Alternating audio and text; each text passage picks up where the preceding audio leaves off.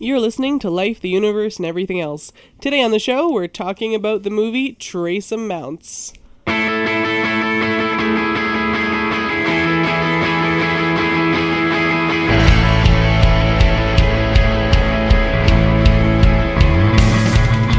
Life, the Universe, and Everything Else is a program promoting secular humanism and scientific skepticism, produced by the Winnipeg Skeptics. You can email your questions, comments, or criticisms to us at LUEEpodcast@winnipegskeptics.com.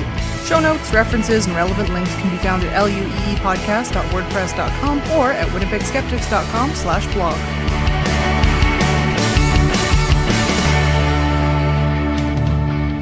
I'm Ashlyn Noble, and I'll be your host today. Today on the show, we have Jem Newman. Hi. Laura Creek Newman. Hi there. Ian James. And standing in for Lauren, who is at home sick, we have my other partner, Dave Bonwick. Hi. So we discussed last time on the show how many of our favorite podcasts are the ones where we watch a movie and then yell about it. So we decided to do that again. And we watched the movie Trace Amounts. It is a totally not anti-vaccine movie. About how... It says so specifically at the beginning. It does. Yeah, that's the first line. The title card, Frasier style. They open with a title card. This isn't about vaccines. It's about thimerosal, which plays no role in making vaccines effective. No, yeah. So we're going to talk about that movie and the 1,000 claims that it makes. Oh my gosh. Actually, we're going to talk about 5 of them, and then we're going to direct you to a website where you can find out more. Yes. We're lazy like that. Just like the pharmaceutical companies that use thimerosal. Yeah, it's true. Because it has no benefits except, keeping it safe. Well done, Jem. So before we even watched the show, Jem decided to sit down and make some notes about the common things that get brought up, and I think he did some research into thimerosal. So Yeah, I was joking on Twitter about how, it would be fun to play a drinking game while watching this movie, but it rapidly became clear that would be much more dangerous than Andrew Wakefield. We would all be dead by now. Maybe you would, Newman. Yeah, well... Yeah. It's a good thing we didn't make one of the things like drink every time they say thimerosal. Yeah. Oh, Jesus. boy. So we've actually covered anti-vaccine issues on the show before a couple times, most notably on episode 30, which we titled To Vaccinate or Not to Vaccinate. Spoiler alert, vaccinate. Vaccinate. Just do it. Obviously, we can't cover everything that was said in this gish gallop of nonsense, but we'll cover as many as we can, and we'll, as Ashlyn said, link you to a Skeptical Raptor article But we're in the show definitely notes. going to talk about the Amish. Oh, God. Oh, boy. Yeah. So, this whole movie is all about thimerosal equals autism, basically. And I think... It really is. Yeah. Yeah. My favorite part was just in the lead up to them, talking about thimerosal, they just kept showing, newsreel footage of, unrelated... natural disasters, and then the atom bomb being dropped, and the Reagan attempted assassination, and the Challenger disaster, and the Columbine shooters. Sure, why not? Yeah. And then 9/11. Just bad things Yeah. that happened. Yeah. Just show them all.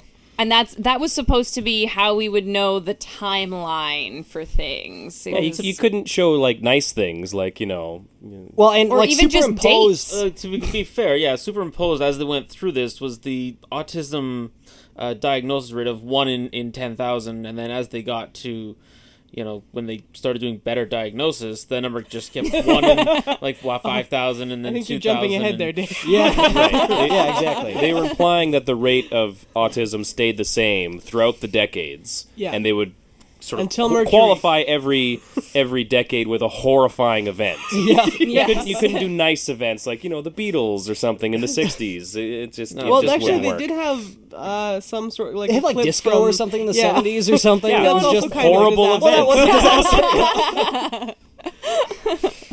Anyway. Yeah. So, the whole thing is basically we're not anti-vaccine. We're pro-safe vaccine. That's another one where we take a drink. There's so much emotional manipulation in this So movie. much. Okay, but Ashlyn wants me to talk about thimerosal, so let's talk about thimerosal. One of the points that they made is that thimerosal only exists because pharmaceutical companies are lazy and they want to, I guess, manufacture fewer small glass bottles. Well, actually, they started with lazy, but they ended with the only reason thimerosal is in vaccines is because of money. It's Right. Because cheap. it's cheaper. It's cheaper to do that because thimerosal is a preservative, right? And so the companies want to go the cheapest route, so they just put thimerosal in there, so then they don't have to make expensive refrigerated vaccines. Yeah, and the idea is it prevents bacterial contamination of the vaccines because So they can do multi-dose vials. Yeah, so you can have a single dose vial where you just use it once, and so it's totally sealed the whole time, then you use it, and then it's done. But that isn't as cost effective, and there are other manufacturing issues with mass producing those, and so you'll have multi-dose vials, which is a vial of vaccine that you shake it up, and then you take some of it out for a shot, and then you'll use more of it for a second shot, etc., and it lasts longer and like that. It's kind of like buying a 2-liter carton of milk instead of all those little 1-cup cartons, right? Yeah, very practical. Especially in places where refrigeration is an issue.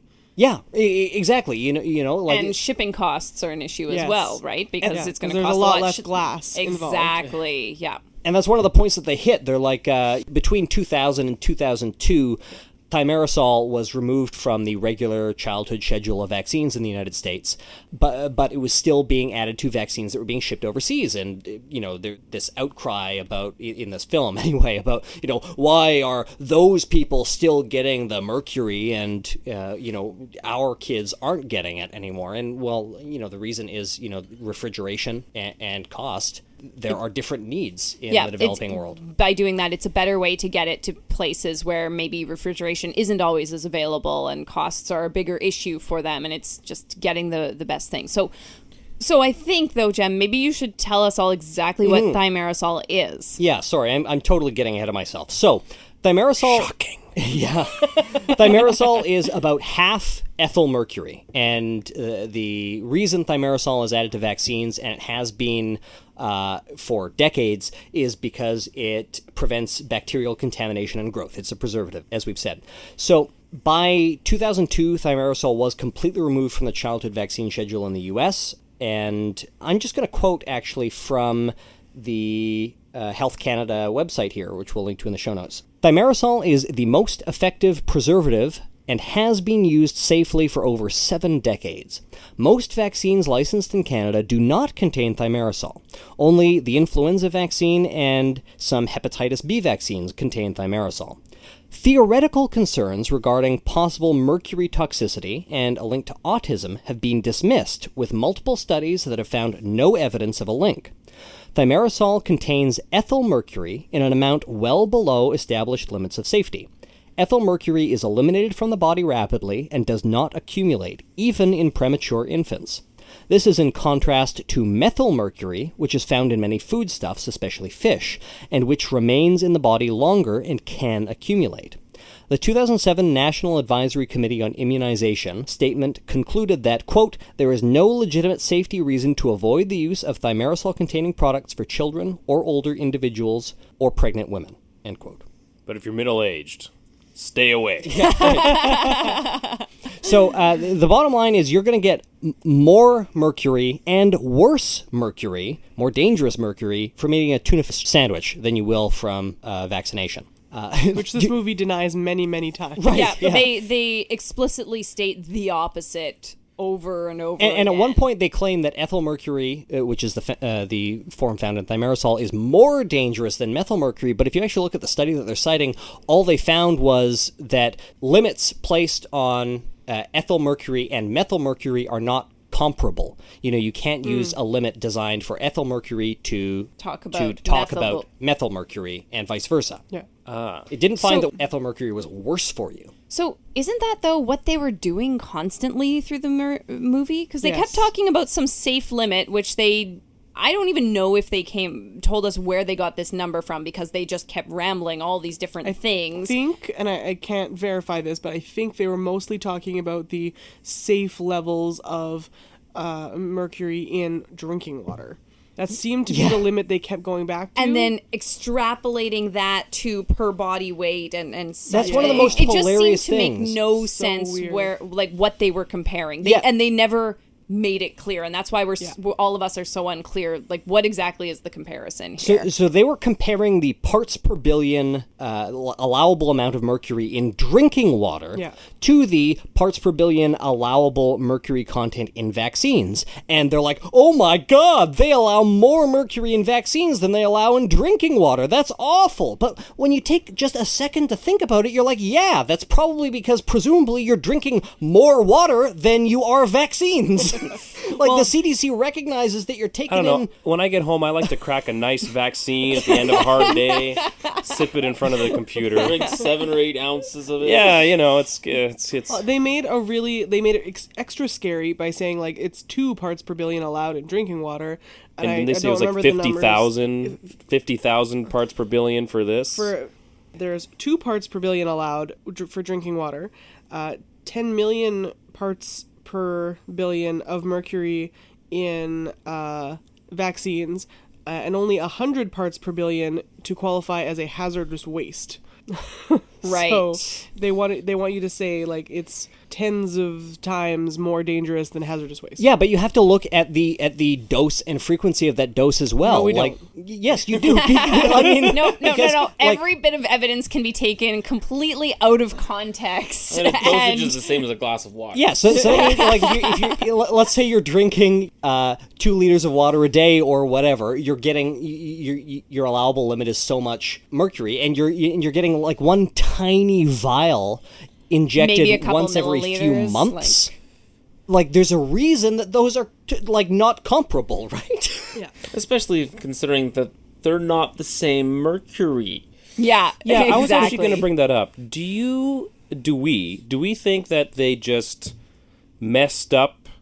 Like, I could see how the uninitiated may get methyl and ethyl confused. Like, just, we made a mistake, we said the opposite information just because we are not scientists and we screwed it up. That would have been easy to say that they did if they hadn't made direct, like, they are different and this one's more dangerous, but we're still going to use the numbers for the other one.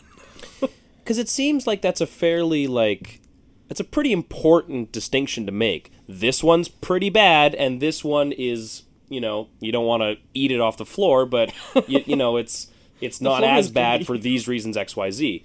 But they got it completely backwards. So, like, it seems so negligent. It's like that it had to have almost been deliberate. It seemed very deliberate to me that was what they were trying to do, because if they were trying to make a logical argument that the amount of ethyl mercury in thimerosal is a problem, you can't do that with real numbers and real studies of science, because it's not harmful. So if you saw this movie and were given that information, you would then go onto Google and you would do some more research for yourself, and you would find further, because you were misinformed in the first place, right? So you'd be like, holy shit, look at all the methyl mercury is the safe one. So, and is that right? Because they got that backwards. Ethyl, like, neither of them are safe, of course. Safe in, but one is less toxic. The dose makes the poison. And yes, but what I'm saying is that if you saw that and took that movie as gospel, you would then be misinformed from then on. Well, yeah. And you would be looking up things that say that, well, whatever. Yeah, and you would be led to, more anti-vaccine websites, which would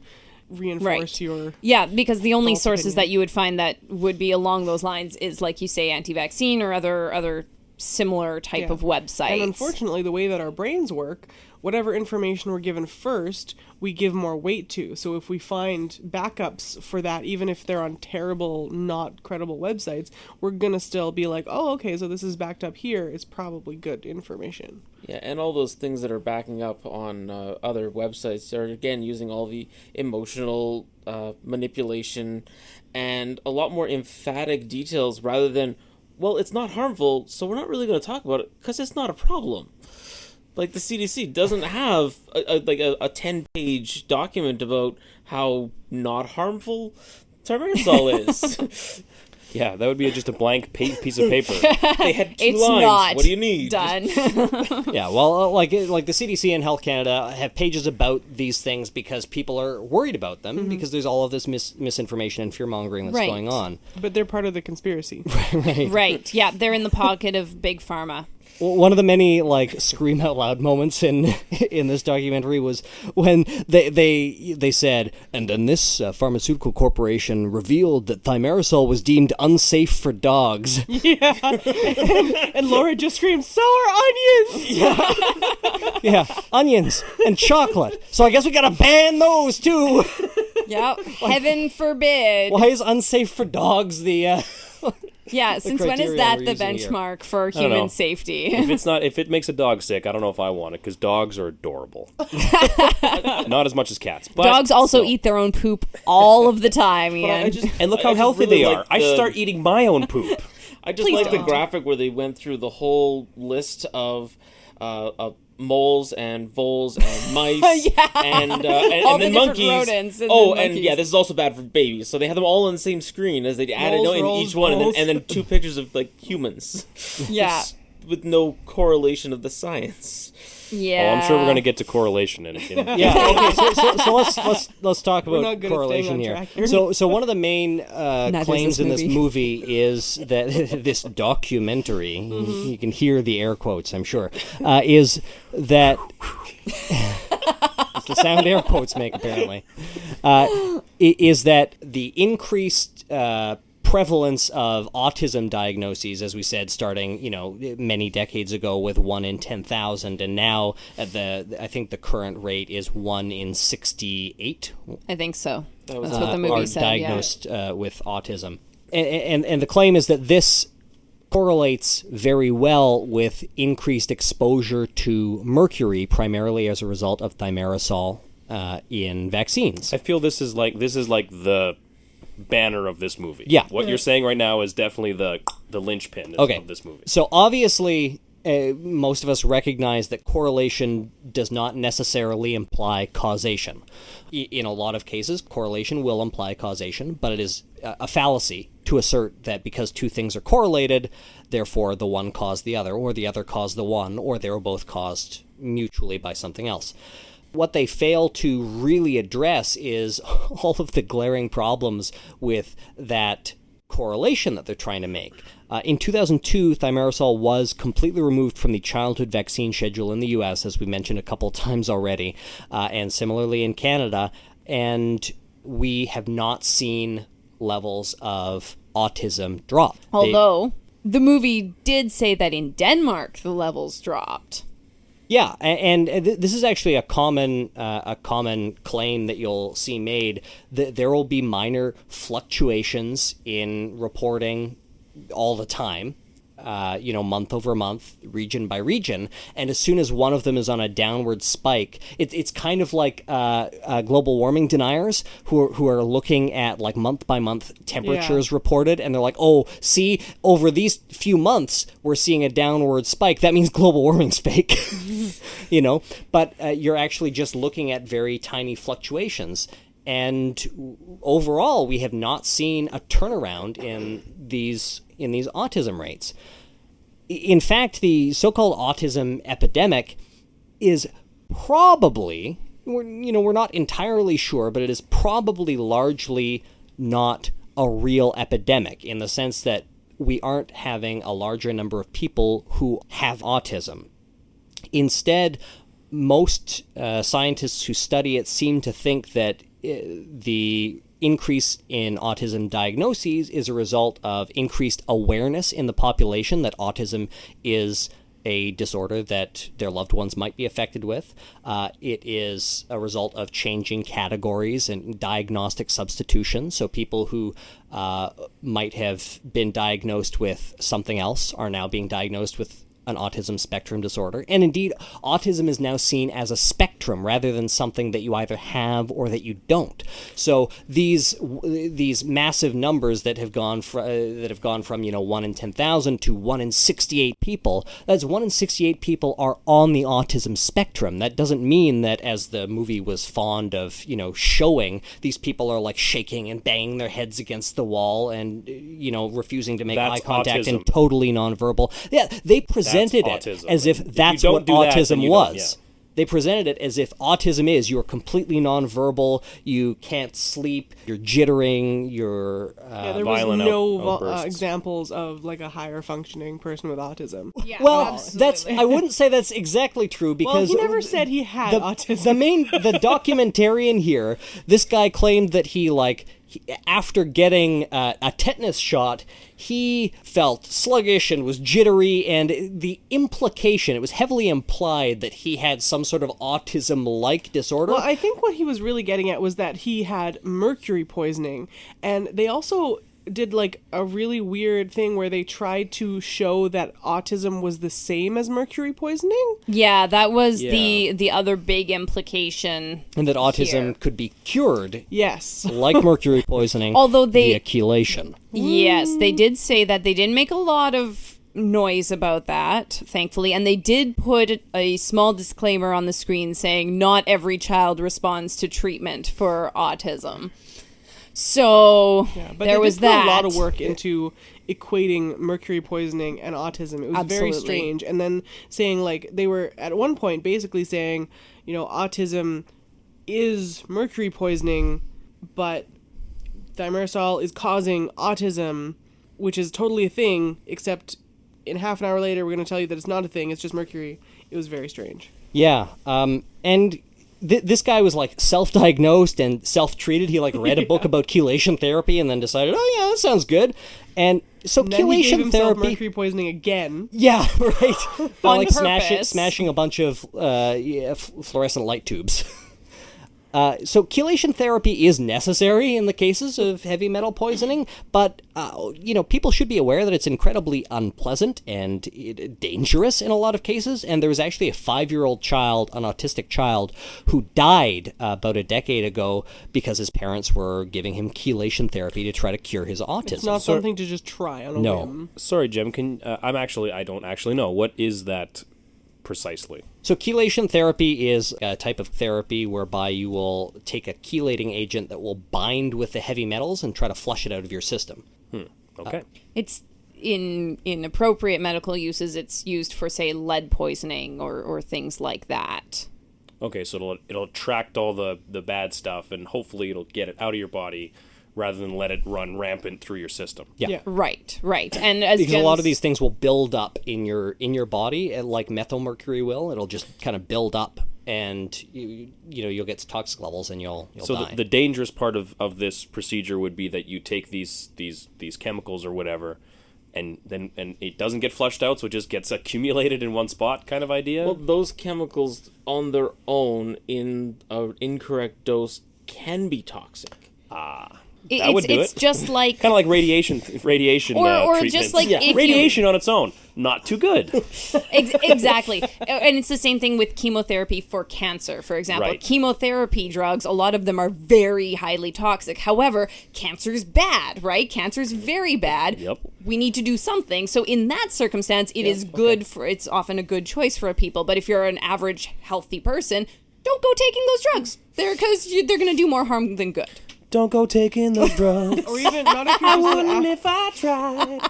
and not even if Sorry. you're just an average healthy person. If you're sick with something that is not the specific cancer that chemo treats, do not take that chemo. Yes. Yeah. Yes, exactly. Yeah, this dude in this documentary in this movie implied that he's like, oh, I probably have this. I'm gonna start taking these, and they showed. Also, his whole backstory was shown in cartoon. Yeah. horrible Inexplicably. cartoon. Yes, Yeah, like really freaky cartoons. like cell shading, but not the Yeah, we're talking not like Wind Waker style, Yeah. but kind of just like and no offense to these people, but sent off to a foreign land to be animated by small children in a sweatshop somewhere. Yeah, They've sweatshop animation. Well, okay, to digress slightly, The Simpsons was animated in Korea for many years. They outsourced the animation itself to Korea. but I'm told that that studio in Korea is actually quite nice to work in. But that's neither here nor there. The point is that they showed this cartoon of the man like just popping these pills, and there was nothing else said about that other than I popped some pills and then I was well and I could finally see and sleep and not be jittery and stuff. Yes. Can we, since we're talking about his self-diagnosed symptoms, can we talk about the most interesting one that he reports? Yes. Yes. Oh yeah, the fact that he got like mental superpowers. Yes. Within so a week. within the first week of this first episode of apparent mercury poisoning, he can't sleep, he's jittery, he doesn't have an appetite, all of these symptoms. He has tracers in his vision and Right. sensitivity to sound. Sound and light. But at work, he noticed that he's incredibly productive and he's solving incredibly complex and difficult problems with ease. Instantly. Things he hasn't done before. A tetanus shot made him Dustin Hoffman. Yeah, apparently. Is that what they're saying? Was that the implication? They seem or to is be. that a side effect of mercury poisoning? Because I don't know. I'm actually asking, like, do people like get really down physically, but then all of a sudden, like, they mentally have some sort of spike? Well, no, I think what they're trying to endorse this archaic idea that autistic people do all have some sort of Rain Man savant-like quality. And that they're claiming that he suddenly developed a lot of these symptoms of autism, including the fact that he's suddenly a genius in some certain domain. That is one of the most offensive things. It's horrendous. It was terrible. Because that's driving home the point that mercury poisoning and autism are the same thing. Yeah, and you exactly. hear about like autistic people and parents of autistic people being oh god, it's heartbreaking, being asked things like, "Oh, your son's autistic. Does he have any of those special talents?" Yeah. Can he hear a piece of music and then play it on an instrument he's never seen?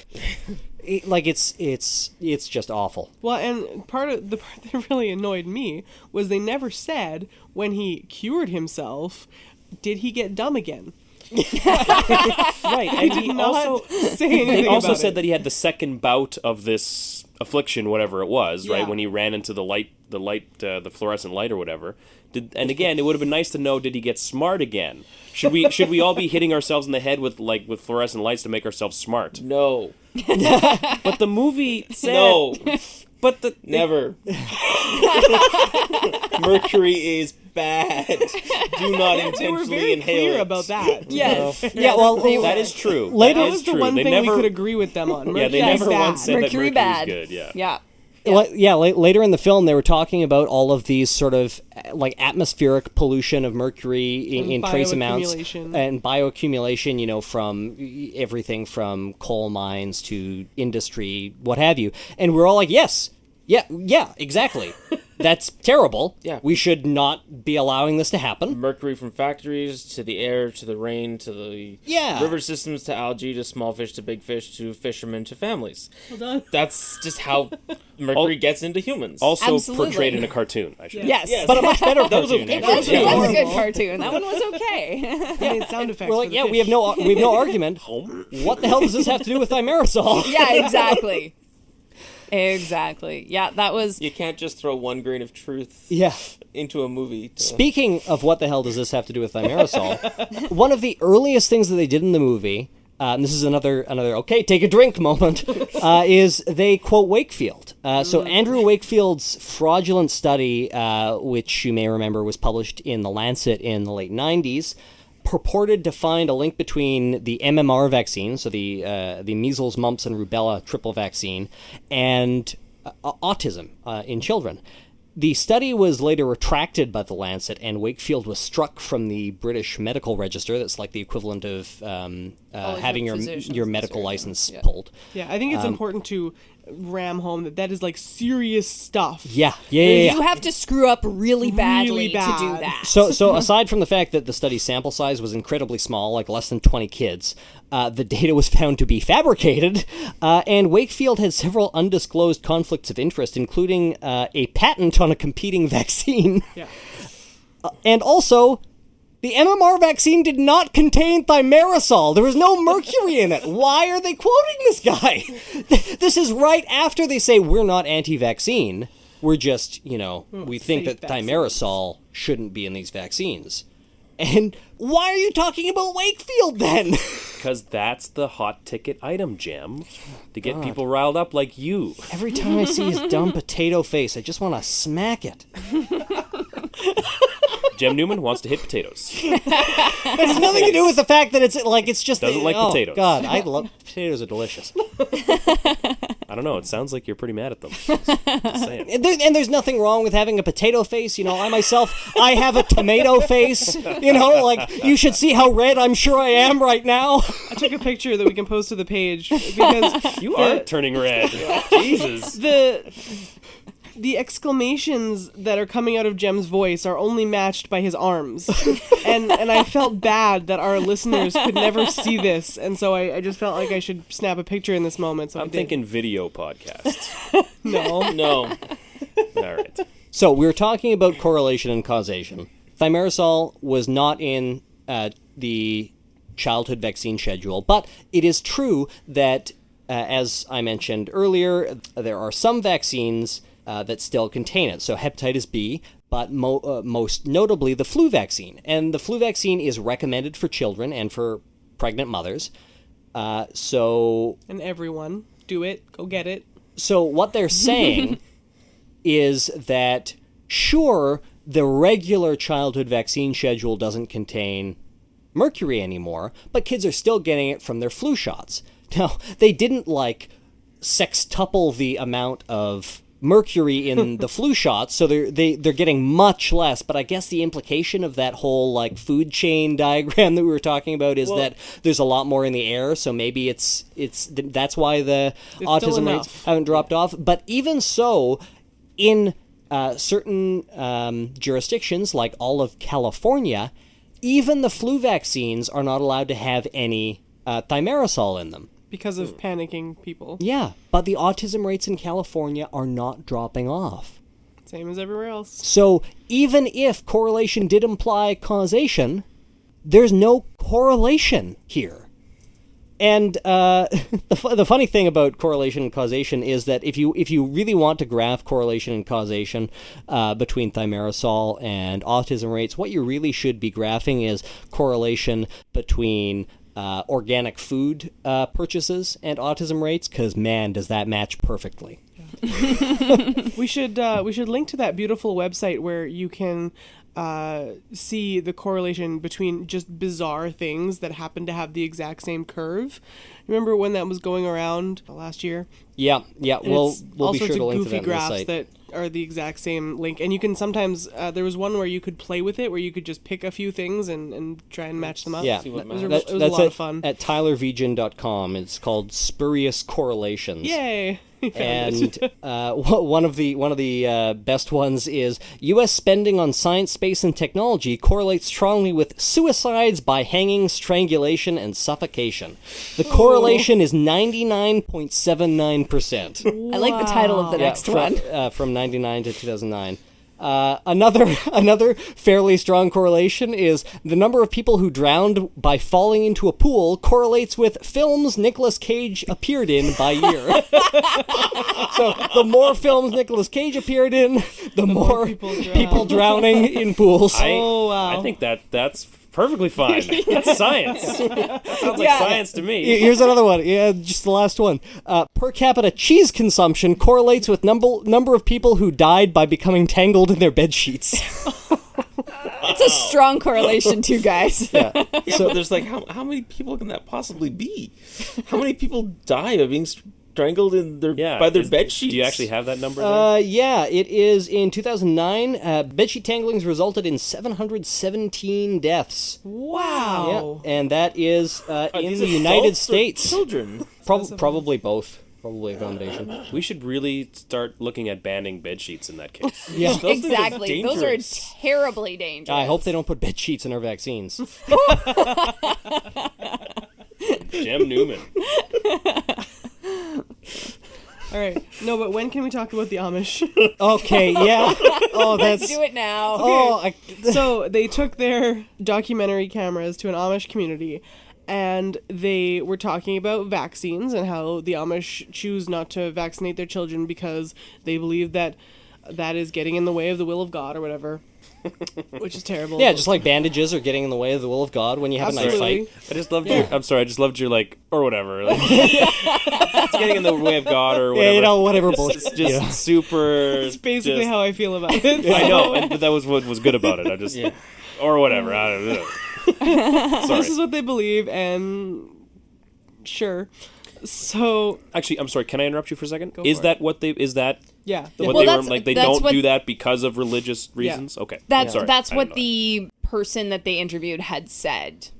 Like they don't That want it to is, interfere okay. with the will of God. Yeah, if you're so supposed I to don't get- know that if- that's representative of every community, Sure. or even of his entire community, but that is what this one person said. that. Right. So if you're supposed to get measles and die, this, then you do. then that's Okay. Yeah. Got her. And they sort of talked about that for a while, and then they just said, "So do you know of any Amish kids with autism?" And he was like, "No, I don't." And that was basically the whole point.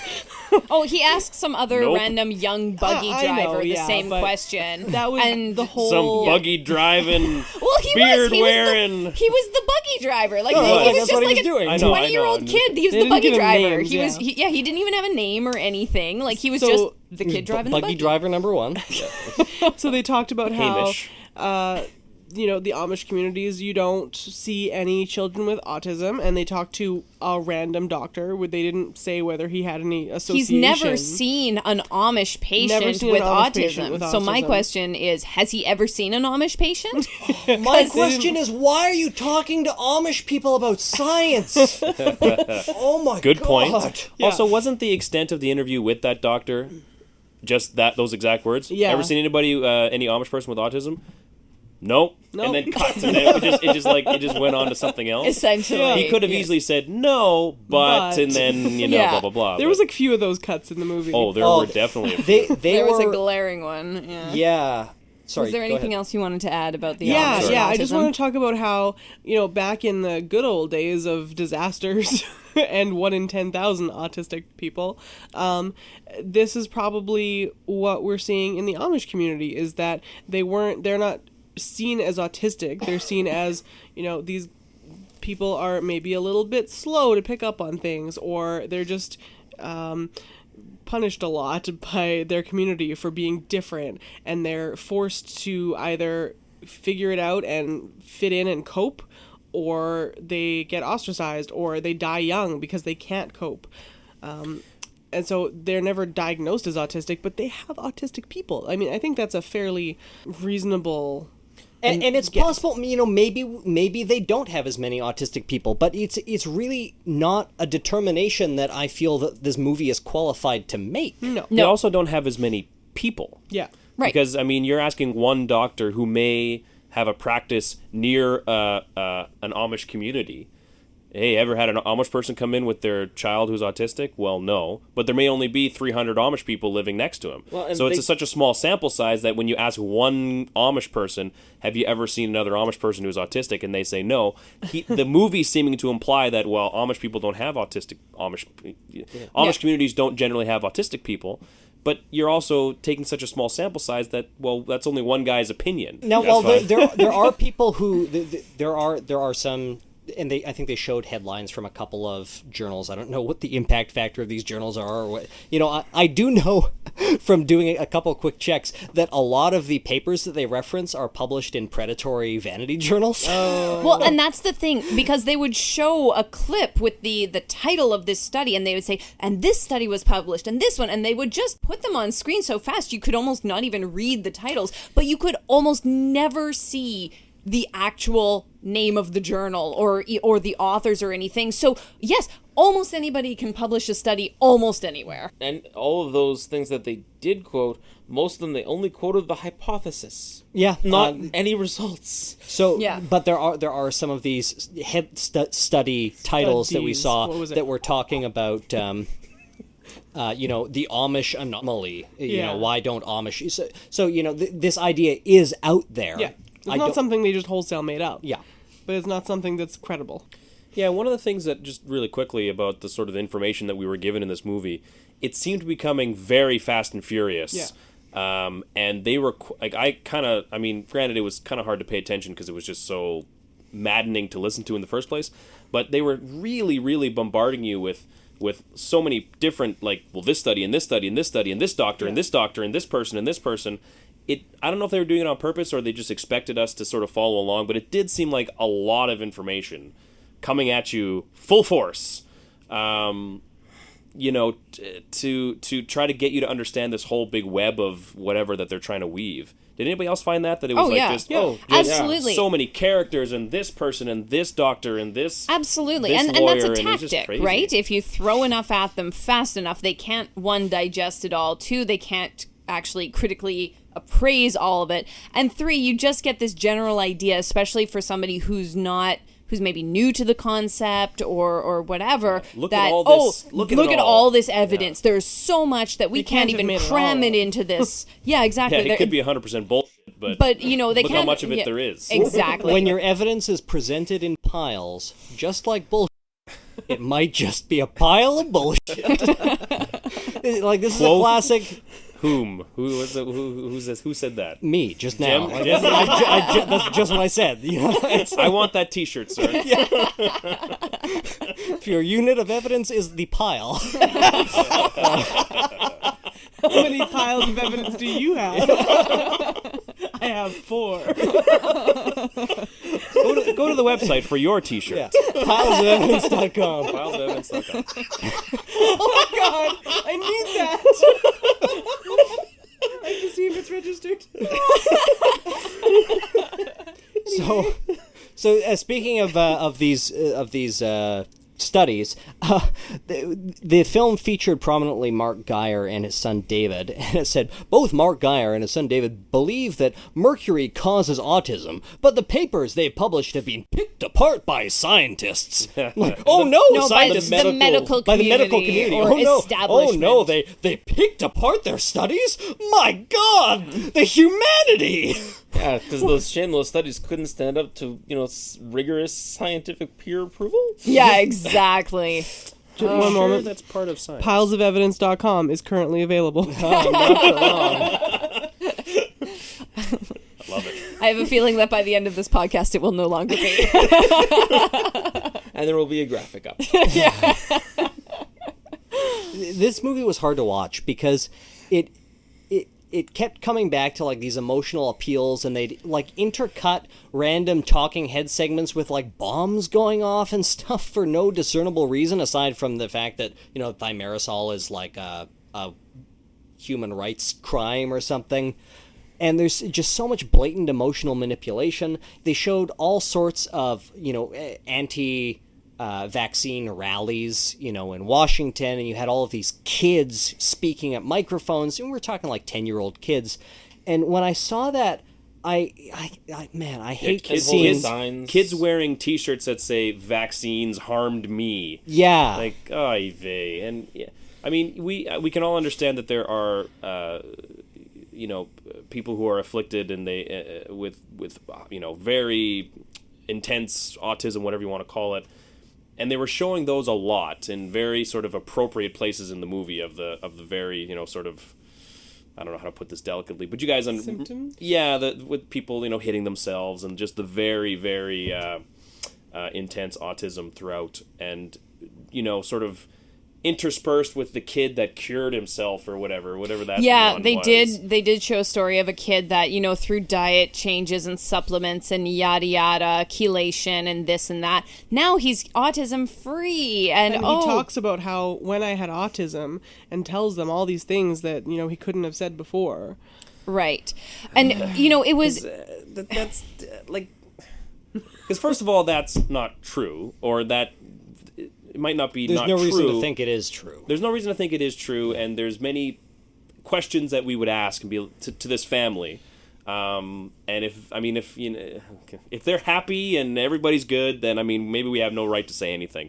But it sort of gives this like false hope to people, I think. Absolutely, it does. Even though, if you do have a person in your family who is autistic, and it worked for these guys, let's go buy the supplements, and let's go buy the whatever. Let's do what this family did, and it just seems like somebody is lining their pockets with other people's hopes by selling them this false Absolutely. cure. It's snake oil. And like so many of these the documentaries of this type, only the children who were quote unquote cured of autism were shown with happy music and bright lighting and smiles on their faces, Swimming in their pool, having a good life. In every other instance, when they talk about children with autism, they'd show only images of them doing things that are harming themselves or having a rough time. It was very much shown that autism is a bad thing and these children there's no good in life. And,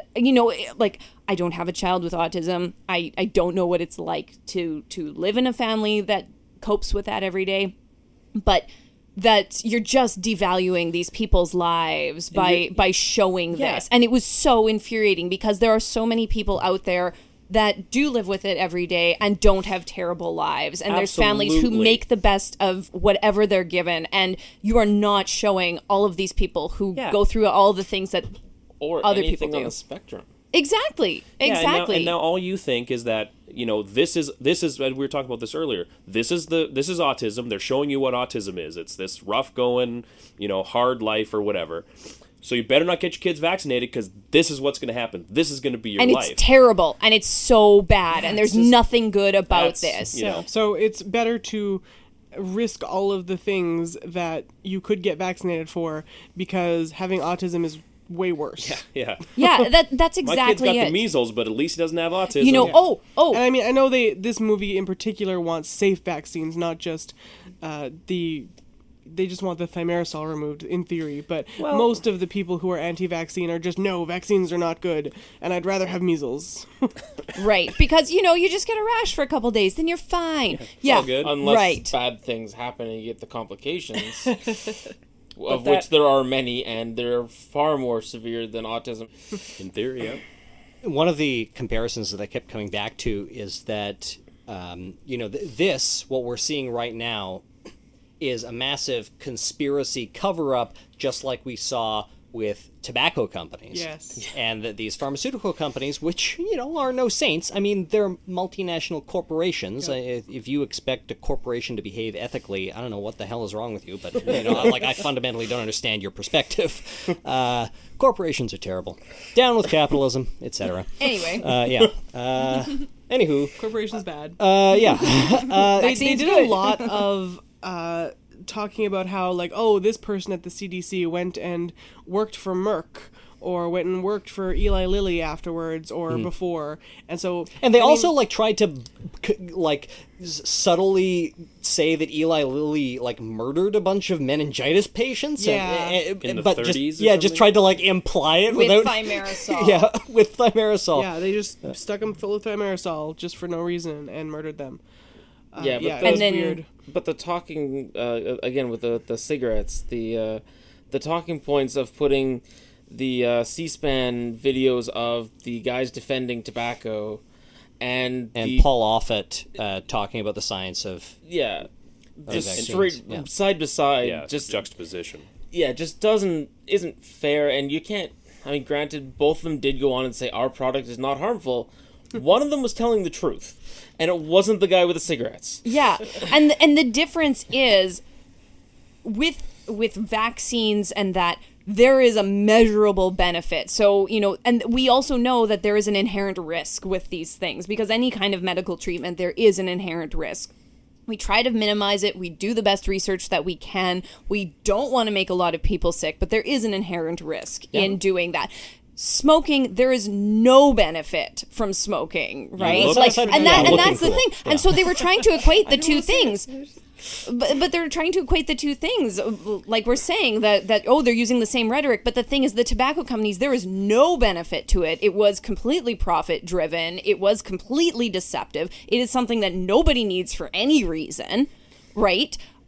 Vaccines are incredibly important and have an incredible benefit. And so to equate the two is just absurd. And talking about the rhetoric, I mean, in the clips from C-SPAN of the cigarette, William B. Davis or whatever, the cigarette smoking man who's defending cigarettes, and then Paul Offit talking about thimerosal and vaccines, they're not. The clips that they showed, they were using the same words, but they were saying, in a lot of the cases, they were both actually saying things that are factually correct, but the cigarettes people were, saying things like, well, the poison is in the dose, which is true. Unfortunately, the dose that you're getting in cigarettes is poison. And it's a pack a day or whatever. Yeah. But it also it reminds me of it's not really rhetoric. It's just stating things about the universe, and it kind of reminds me of that conspiratorial thinking where you're like, well, this guy says that there's a conspiracy. But this other guy claims that there is no conspiracy, but that's just what somebody involved with a conspiracy would say. Well, exactly. So, you're looking at what Paul Offit is saying, if you do and damn and if you're you like, don't. yeah, I guess that's what he would say if he were in on the conspiracy, but it's also what anyone would say if he were absolutely right and there weren't a conspiracy. Yeah, you can't say that, if you, again with the cigarette, that the measurable amount of poison in the smoke that you get from part of a cigarette is nowhere near harmful, and equate that to saying that the amount of thimerosal in the vaccine is not harmful, because both of those statements are true. You only get the vaccine once. You smoke 1,000 or 1,000,000 cigarettes over your life. That's not the same thing. No, it's not at all. But they're the same words, and that's all that they give a shit about. Yep. They talked a little bit about vaccine courts. They didn't go into a lot of detail. It's just like, they admitted stuff. They settled these cases, so they admitted that vaccines caused autism. But in such a conspiratorial fashion, though. Okay, first of all, science isn't settled in a courtroom. There are vaccine courts, and there are many vaccine injury cases that are actually related to well-known, very rare side effects of vaccines that have nothing to do with autism. Yeah. And, we'll link to a series of articles by Dr. Stephen Novella. Listeners are probably familiar with Stephen Novella, but in case you're not, he is an academic clinical neurologist, and he kind of knows this stuff. So we'll link to stuff about that in the show notes. We won't get into any more detail there, I don't think. Sorry, I was just going to ask really quickly. I'm assuming everybody around this table they all got the shots back in the day when we were kids, right? Obviously. Not me. You didn't? No. Jem has hippie parents. Yeah. Oh, right. Jem I forgot has your hippie name parents. is Jem.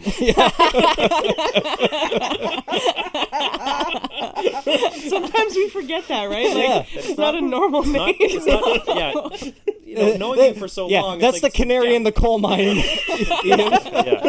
But it's gem, like a gemstone, Yeah. which I actually think is Anyway. cool, but that's neither here nor there. So you didn't. No, so I didn't. we're just going to erase you from the rest Yeah, of the podcast. yeah. Anything you had to say You should be means as far nothing. away from me as possible That's at all true. times. I have gone back and got a couple of the important ones, but I don't know what holes are left in my... Well, I guess what I'm trying to say is that there is an inherent, as you said earlier, Laura, that there is an inherent risk in any medical procedure that you get done. I mean, if you get an operation, there's a million complications that go wrong. Does anybody know what kind of the risk is of any general vaccine for anything? I mean, the big scary one is Guillain-Barré. Or you I could don't know what that have is. like an anaphylactic reaction sometimes, and those are very, very rare. They're very scary when they do happen, and they're usually very serious, and often people die from It's them. like an allergic reaction. So that's Yeah, I mean- stop breathing and that. But they're they are listed as a risk, but they're incredibly rare. And a lot of them will be because you're allergic to eggs and don't know it. Like if your kid is allergic to eggs and you don't know it yet. Because a lot of them are like grown. Yeah, especially the flu vaccine because they have to grow so many. Yeah, or sometimes it's just there's some other ingredient in the vaccine that you've never been exposed to before, and you just happen to be terribly, terribly allergic to it. And because it's such a rare thing that why would you be exposed to this on a daily basis, you've never figured it out until then. And so, so it'll be like Guillain-Barré or like an anaphylactic reaction, or I think you could potentially get maybe an infection or something, or like from the injection site. Like there's very minor things, but the big most ones important, the most common is just like swelling or soreness around the injection site. Yeah. Yeah. And into the arm Yeah. Yeah. in general. Yeah, I mean, because I guess what I'm trying to get at is that the movie seemed to imply that now, while this movie is not an anti-vaccine movie, as it's clearly established, the narrator seemed to... I don't know if I'd even... Do you guys think that he implied that, could he have just had just a bad trip with a vaccine? I mean, that's No, all I it don't could think have been? Well, I mean, he did say that he thought that his particular case was pretty rare because, well, I mean, maybe not rare, but he thought that it was probably because his, multi-dose vial hadn't been shaken, and so he got, all of the mercury in it in his dose. But did he ever say what happened, why he went to get the tetanus Yeah, shot? scratched his head on a head nail. on a nail. Oh, right, yeah, he did. So, I mean, he could have still gotten some other illness, Yeah, right? Could he just be the one in a million guy that just had a bad Yeah. trip? Well, in one of the most serious side effects of childhood vaccinations is encephalopathy, which does happen very rarely. It's basically like swelling of the brain. And so that can present with neurological symptoms that some people would say are kind of similar to autism symptoms. And that's one of the more serious things that the vaccine courts are set up to deal with, because we do know that this does happen very rarely, much, much, much more rarely than the diseases these vaccines are designed to prevent. Much more rarely than it's death. like You have a better it's chance like of getting measles than a reaction to the measles it's like vaccine. wearing a seatbelt. Occasionally people are killed by seatbelts, but much more often people are killed by not wearing seatbelts. Being ejected through the windshield. Yeah. Yeah. Okay. That's all I wanted to sort of bring up.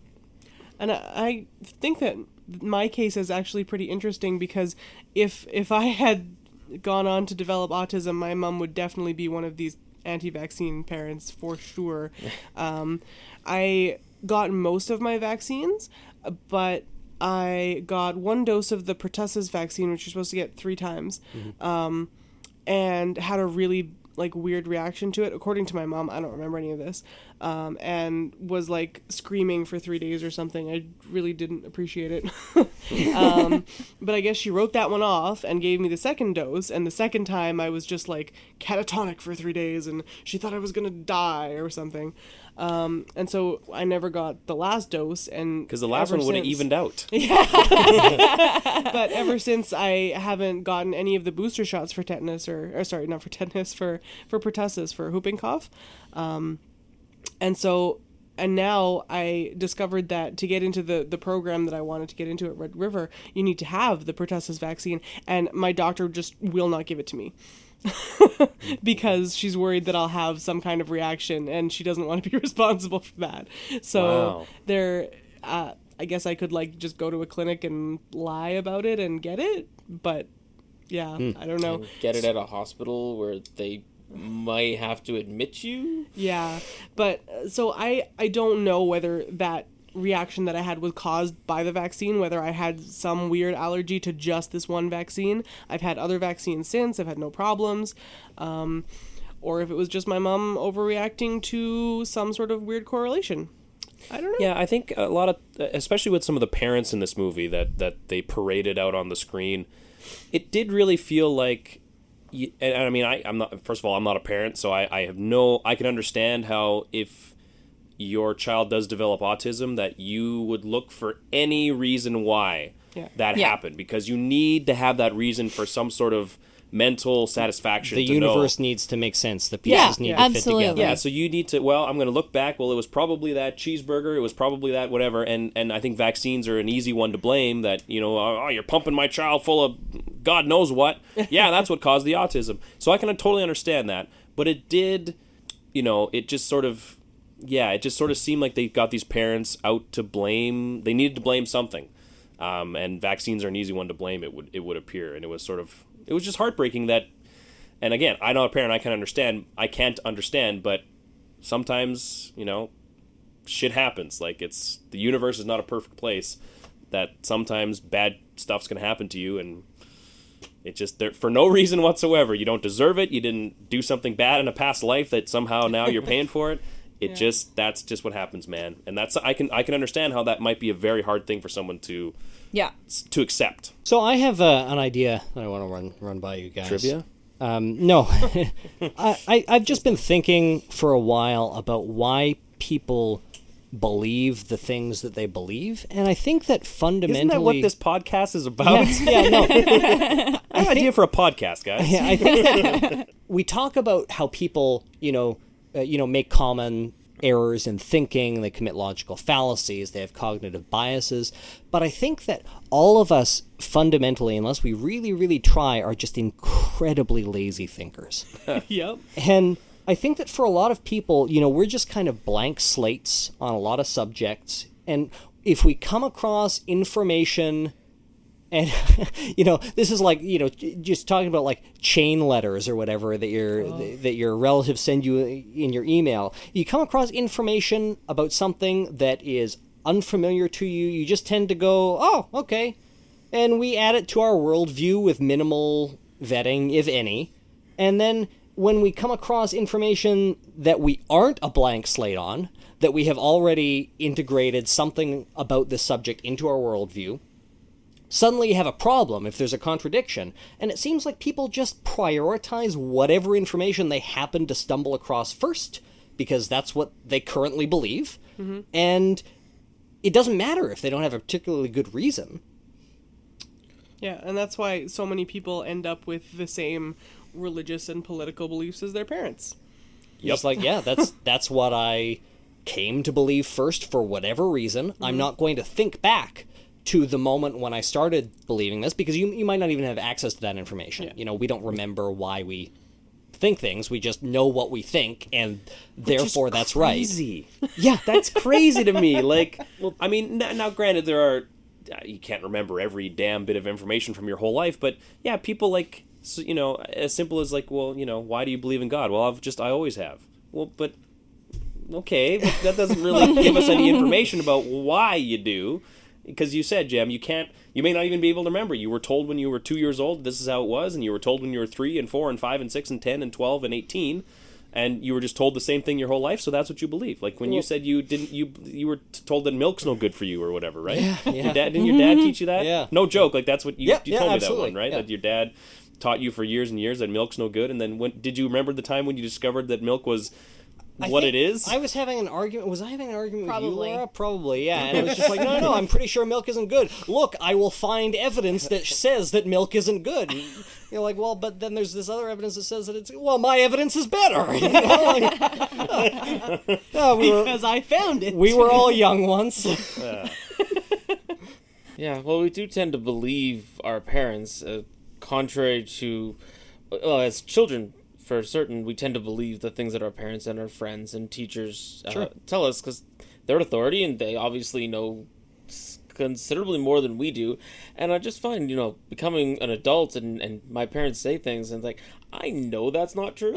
Yeah. And I know considerably more of the things that we're discussing as I get older that are just not true. Like, why am I still believing the thing you told me when I was 4, 5, I feel like 10? I should probably reanalyze some of these things. Yeah. I think a periodic inventory at a basic level is probably a good idea for all of us. If only we could just go through every file. Yeah.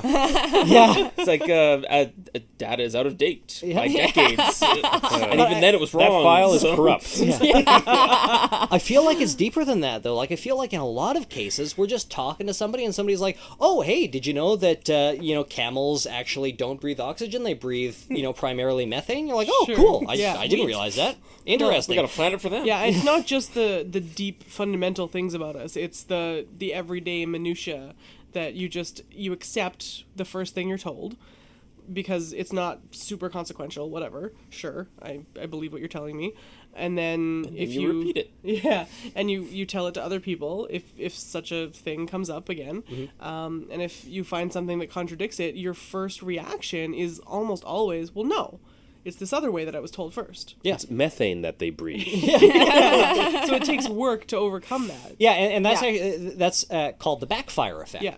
Where when we see that a strongly held conviction is questioned, this engages like a psychological defense mechanism, and we start in with the motivated reasoning to protect our worldview. Well, I'm going to find the evidence that says that milk is bad for you. With the typing motion. Yeah, typing motions. Now, for our listeners, I wasn't making real typing motions like I make every day, all day at my computer. I was making like crank typing motions, which was like typing like with a full hand on the keyboard, like smashing Like the hands Muppet. against Keyboard the keyboard. smashing. Yeah, like a Muppet typing. Yeah. That's how I That picture is how it looks. Yeah. Like you're a marionette Every time hitting a Jem keyboard. talks about looking up information, he makes this motion. So just keep that in mind for future podcasts. We'll Yeah. link it in the show notes. No, we won't. Yeah, and people will like question the ability of science itself to even investigate this idea when Yeah. it gets right down to it. Like, those things are really small. There's no way you could find out anything about, microscopic data unless you know about microscopes and, the LHC. Who's got one of those in their house? Animalcules. It's one of my favorite science words. Animalcules. Animalcules, yeah. Yeah, it was the original word For for microbes, for yeah. microbial, When yeah. he was looking at the scrapings from his teeth. Was that animalcules. Pasteur? Linnea, I think. I'm going to look that up right now.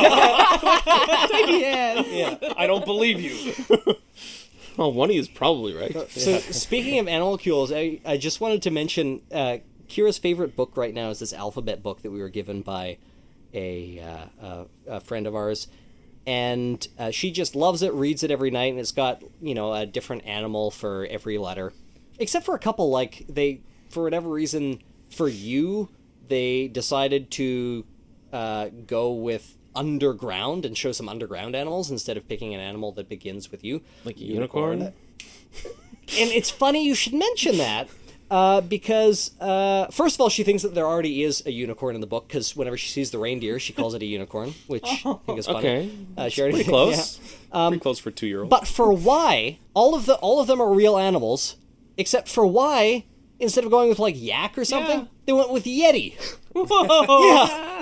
Like, I get Out of right to the nowhere. end, like, I'm right at the end of the book, is the second last letter. I flip the page and I'm like, Y is for Yeti? Like, do you think that's a real animal? Like, shows the Yeti going, "Rah." And do you say... At least it's not like S is for Sasquatch, N is for Nessie. Yeah. I would read that book That'd be a great book. once. And do you say... X is for X-Files. It'd be better, because right now X is another one they don't have an animal for. Are even there though, any? Yeah. is there an animal Is there that starts anything in with the X? There's the X-ray fish. But they actually have X-ray, and they have a bear holding an X-ray. And I'm like, that's not even related to an animal. Yeah, Like, I don't get Well, that. that's the inside. Yeah. There's a great opportunity to put, like, a cool microbe in the book for children. yeah. There's got to be one that starts So with you X. get- Anyway, I sure. looked it up, and I was wrong about everything. The There's no term such was thing. used by Anton van Leeuwenhoek. He discovered microorganisms, and he did scrape his teeth and look at them. That was one okay. of the first slides. But he used that to describe a spermatozoa. Oh, Animalcule, yeah. Oh, wow, okay. All right. What? No, don't explain it to me, Anna. Okay. We'll I'll draw take you a your word picture. for it that Yeah. it's true. When one animal loves another animal very much, They produce And they animalcules. examine it under a microscope. Still not following.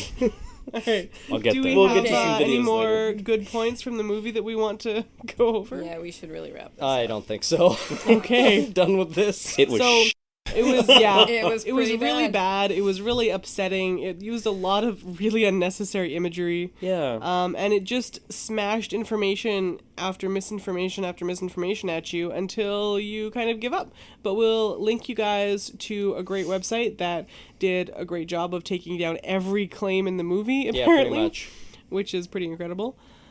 So Was- we thank them for that. Was this more or less whatever than the last one, the frequency of beings Frequency, one? beings, no, resonance, Resonance beings of being, frequency. yes, that's the one. That So was one this was more or more less Entertaining, Bull honky. I guess, but That one? That one, The yeah, frequency the one. frequency resonance beings of frequency, whatever it was. That one was really entertaining because of the fact that they took every kind of bullshit and put it into one movie. Yeah. Right, yeah. That, I found that They a were lot more stacking fun. those logical fallacies Yeah. high. Like Thrive Many too. piles. Thrive was one of the earliest. I think it was Yeah. the first one that we did, episode 26. Did I watch that? I think What was it so. about? That was the first. It was about a magic like donut shape. Oh, that's the like torus. yeah. yes. Everything I do came back remember to that. the Taurus, and they would just like Oh, morph right. pictures together. It's like, and if you turn this shape around this way and flip it backwards, it's a Taurus. Oh, Take the square and round off all the edges. yeah. It was. So that this one was pretty definitely bad. like more upsetting, but also more applicable to real people that we know, Yeah. right? Like, Yeah, these that's are true. things that, I mean, maybe not the specific things, but the general beliefs about vaccines that people that we all know and like believe still. Yeah. Yeah. Yeah, and it can. I mean, if it were true, which of course it isn't, but it's more personal. Like, yes, Yeah. obviously, I think that resonance. It did talk about magnetic, electromagnetic fields, right? Yeah. Yeah. Like, yes, those exist, and yes, they're all around us. Blah blah blah, and yes, the radio towers and all the other crap that they talked about. But it's not as personable. It's not as personal as your child, Yeah. your Yeah. dad, your cousin, whatever. It's not a personal thing. So when they show you those disturbing images, it hits a little bit harder home because it's Yeah, you, these are it's people your that you kin, know, it's yeah. your blood that Yeah, that may or may absolutely. not be affected. Absolutely. So it is a little more shameful, I think, than the other one. Yes. Stupid. But I think the take-home message from the movie is go and vaccinate yourself and your children, and especially get the pertussis vaccine because I don't have it and I don't want to die. Yeah. Well, we got our pertussis last year, right? Well, I got mine when I was pregnant. How many years? Kira's 2.5. Kira, you got it when I was pregnant too. Okay. All right. both Well, did. few You've You've years lost ago some then. time having a child. Do we have any announcements? Okay. You should still donate to our Please Help Us to Continue Renting Equipment Fund. Yeah. Yay! Please do. Maybe buy equipment. Yeah, just Yeah. before the These show, days. we were discussing maybe purchasing some equipment so that we don't have a new setup to try every time. Sorry. And also, our wonderful technical dude is leaving us, so we're gonna need to get our own equipment that we know how to set up Our sound Yay. technical dude, not our computer technical dude. I'm True, locked into this yeah. gig forever. forever. Well, Also, do you're host referring it. to me, I believe. Let's get it clear. I'm the one that screwed this up tonight. I That's all rented good. this thing, and it just wasn't. It's a weird thing to set up. She was being complimentary to you. Yeah, no. Okay, okay. It was a little. I'm sad that you're leaving because I like when you set this up for us. Oh, okay. It doesn't I- frustrate no- me. It makes Jem angry. Yeah, well, it was kind of a frustrating. Just setup. today, it's because we have to use GarageBand because Audacity doesn't support the multiple track recording on a single USB device. Which But is if something you they all- should look at. If you all give us $5, we'll be able to buy our own stuff, and then Jem won't be angry anymore, ever. Man, if everybody listening to the show gave $5, That's something that I Ashlyn. cannot promise. I don't know if $5 is no. enough for that. There is no amount of money. can I plug my podcast? Go for Yes. it. I also have a podcast that I've mentioned on the show before, but if Fall in Away case Slam. that's right, is the Fall Away Slam podcast about professional wrestling, and you can get it on iTunes and all that good stuff. Depending on when you hear this, the next episode we are going to be discussing our top 5 favorite things, from wrestlers to matches to angles and whoever else. So it should be a fun little, thing to know a little bit more about us as wrestling fans, myself and Danger Dave Reeves and the Baron Adam Johnstone. Yes, we all have our wrestling names, in case you don't listen What's to it. yours? You didn't mention yours. Ian El Chino James, which is of course It's because he's Chinese. Chinese, the Chinese Well, man. It's like Spanish Chinese Yeah, because L. yeah, El Chino, yeah, because my wrestling character is a luchador, but I'm Chinese. So There you go. it's- Fair enough. And right, then, yeah, I know it's ridiculous. And then after that, our next episode is going to be our review of the next WWE pay-per-view, Hell in a Cell. Whoa. So stay tuned for those next 2 coming episodes. Good stuff. So yeah, give us money and listen to Ian's podcast. Thank you. Yeah, and when you're considering whether to give us money, keep in mind that we don't subject you to those really, really unconvincing ad reads that other podcasts subject you We to. might have to in the future though if you don't give us money. Oh, Jesus. No, I'm not doing it. I'm not doing it. Sure you will. No. I will. Who could you get to do? Who would give us money? Honestly, who would you I call think and be Audible like, will give anybody money. Yeah, I'm pretty sure. stamps.com, although we're Canadian, so maybe not. Yeah, flowers.com. Nature Box. Nature Box. yeah. Oh, I listen to so many podcasts. Nature Box and sounds so what's the good. car one? The car one. Of course, True apparently Nature True Box Car. samples. Where you I can, haven't heard too many of those. well, Maybe we'll get. I know the whole thing by heart. I've What are heard so many the times. great books? Great courses. Great courses, yeah. Yeah. Pilesofelvidence.com. Although that's sort of the one hand stealing from the other type of situation. Right. Well, thanks everybody for listening to this extended desire for money. And thanks. I.e. now have podcast. a begging segment instead of an ad read you gotta subject yourself to. And as always, you can leave us a review and do all of that good stuff. Oh, please leave us a review. We don't get very many of those. It's been a long time since we were featured in iTunes. And think of the terrible movies we watch for you people. Yeah. Really, like, what are we doing for you people? Come on, that was horrible. That was an hour and a half of my life I'll never get back. Although it was longer than that. Yeah. It was longer than that. It We've was been here re- for yeah. Also, it was longer than over that. 5 hours. Okay, Okay. we need to end this. Yeah. And Now. Thanks for listening to Life, the Universe, and everything else. Have a great night. Good night. night. Good night. Good night. You've been listening to Life, the Universe, and Everything Else. If you have any questions or comments, or you'd like to suggest a topic for the show, send us an email at lueepodcast@winnipegskeptics.com. If you want to show your support, give us a review on iTunes or Stitcher, follow us on Twitter or Facebook, or just share the show with a friend. Our music is produced by the very talented Ian James, who also edited this episode.